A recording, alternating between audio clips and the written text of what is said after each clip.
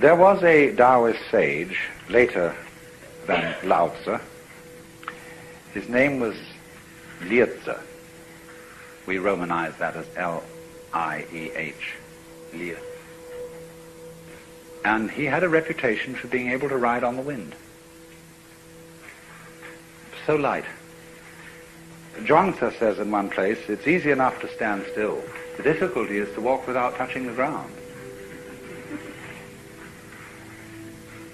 Because in the state of being in accord with the Tao, there is a certain feeling of weightlessness, parallel to the weightlessness that people feel when they get into outer space or when they go deep into the ocean.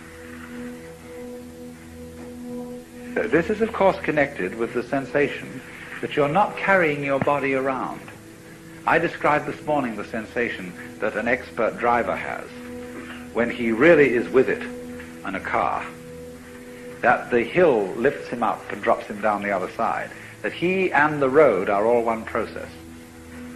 And that's equivalent to the sense of weightlessness.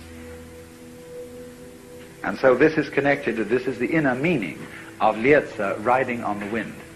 When Suzuki was asked, what is it like to have Satori, he said, it's just like ordinary everyday experience, except about 2 inches off the ground. And so we say in our own songs, walking on air, never a care, something is making me sing, tra-la-la-la, tra-la-la-la, like a little bird in spring. What is this then, weightlessness?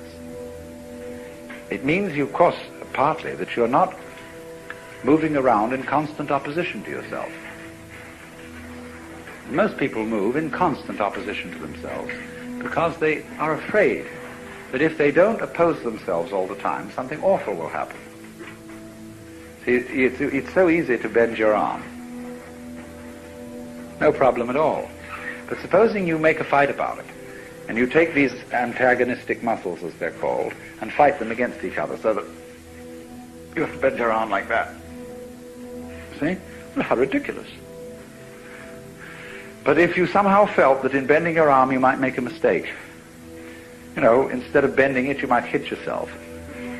Then these two muscles get nervous, and they fight each other to be sure that everything happens all right. That's anxiety, you see? So, when the human being developed the power to be aware of himself, to know that he knows, in other words, when the cortex was formed over the original brain, he fell from grace. That was the fall of man. Because when he felt, he had the sensation of being in charge, of being in control of himself, and you can only have that sensation when you are aware of what you're doing, he got anxious. Am I aware enough of myself? Have I taken enough factors into consideration?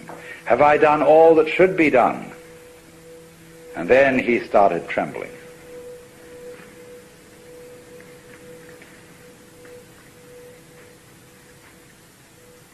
This was the fall of man, of course. This is what is meant. The Lieh-Tzu says,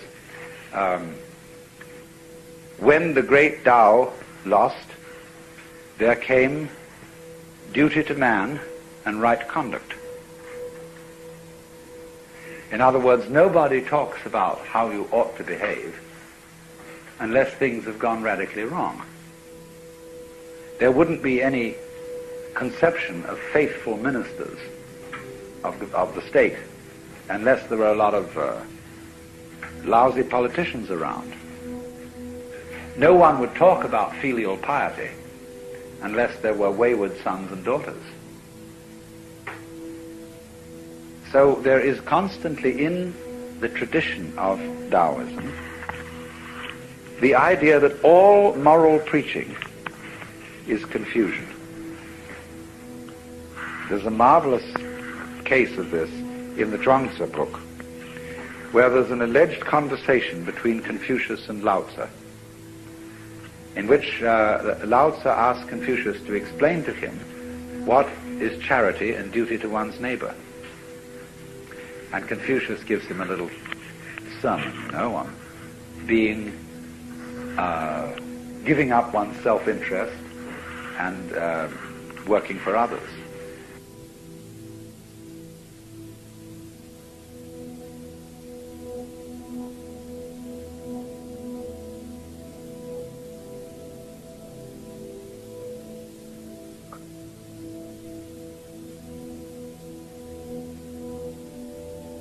And Lieh-Tzu says, what stuff? Sir, regard the universe. He says, the stars come out invariably every night. The sun rises and sets. The birds flock and migrate without exception. All flowers and trees grow upwards without exception. You, by your talk of charity and duty to one's neighbor, you're just introducing confusion into the empire. Your attempt to eliminate self is a positive manifestation of selfishness. You are like a person beating a drum in search of a fugitive. The modern equivalent of that would be the police car about to raid a bad nightclub and coming with its siren full on. See? And everybody in the club gets out. So, all talk about selfishness, all talk about success in becoming virtuous, or enlightened, or integrated, or non-neurotic, or self-actualized. Let's use all the terms that are being used. All this talk attests to the fact that it hasn't happened, and will in fact get in the way of its happening. Well, to go back to Lieh-Tzu, who succeeded in riding the wind, what happened? Lieh-Tzu found a very great master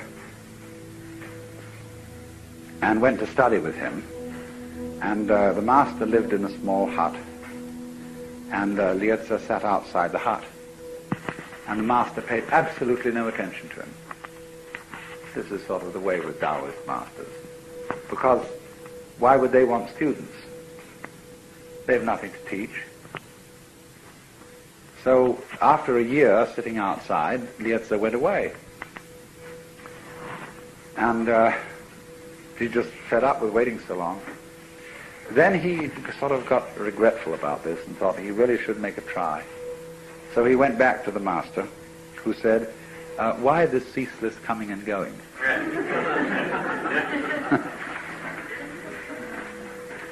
So he sat there and tried to control his mind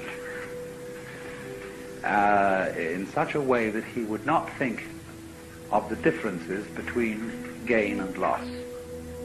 In other words, try to live in such a way that nothing is either an advantage or a disadvantage. Once upon a time, there was a Chinese farmer whose horse ran away. And all the neighbors came around to commiserate that evening. So sorry to hear your horse has run away. That's too bad. And he said, maybe.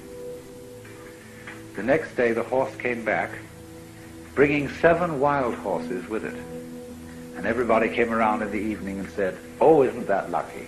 What a great turn of events. You've now got 8 horses. And he said, maybe. The next day his son tried to break one of these horses and ride it, and was thrown and broke his leg. And they all said, oh dear, that's too bad. And he said, maybe. The following day, the conscription officers came around to recruit, to force people into the army, and they rejected his son because he had a broken leg. And all the people came around and said, isn't that great? And he said, maybe. You see, that is the attitude of not thinking of things in terms of gain or loss, advantage or disadvantage, because you don't really know. The fact that you might get a letter from a solicitor, from a law office tomorrow, saying that some distant relative of yours had left you $1 million, it might be something you would feel very, very happy about. but the disasters that it could lead to are unbelievable. Internal revenue. To mention only one possibility. You never really know whether something is fortune or misfortune. We only know the momentary changes, and as it alters our sense of hope about things. The Taoist is wise enough eventually, you see, to understand that there isn't any fixed good or bad. And so his point of view is what is called non